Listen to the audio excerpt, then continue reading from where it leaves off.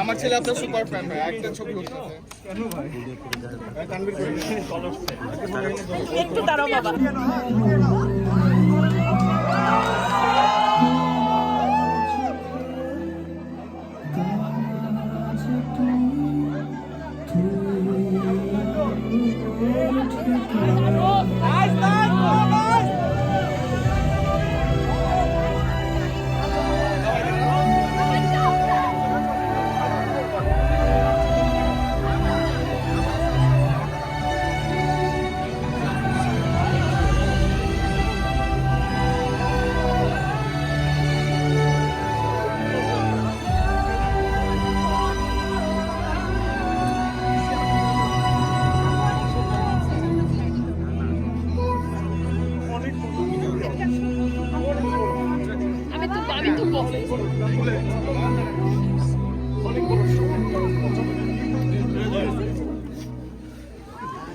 তুলে দিচ্ছি বাবা। ভাই অনেক ক্লোজ মনে হয়েছে ভাই। তুমি কেমন আছো?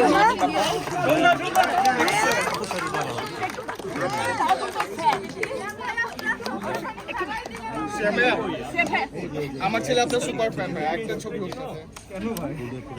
তানভীর করে একটু দাঁড়াও বাবা। পুরো কান মেকানিক করাই ফেলতে দেখছো।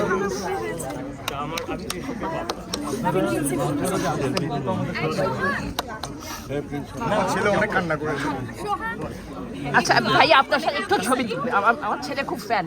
আপনার ছবির জন্য সেই সুন্দরবন দেখে আমি দাঁড়াবো না, ভাইয়ের সাথে তুলে দাও। বাবাই বাবাই, ঠিক আছে। লুক এট, তাকাও, স্ক্রিনে তাকাও। Thank you. থ্যাংক ইউ ভাইয়া, থ্যাংক ইউ।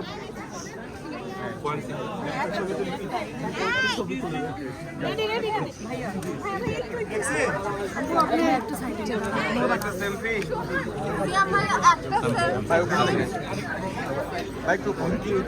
ওইদিকে তাকাও।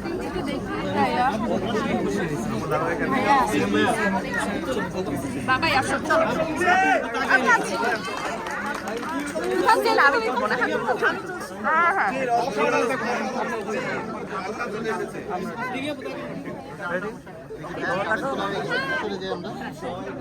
পাখিকে পাইলেও বাবা দেখে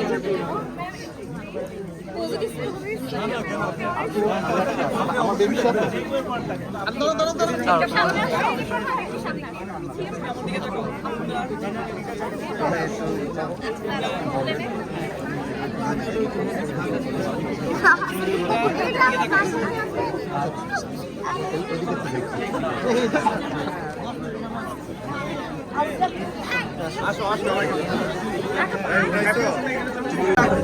প্যারেন্টিং ব্যাপারটা আসলে আমার নিজের ছেলেকে নিয়ে এসেছি।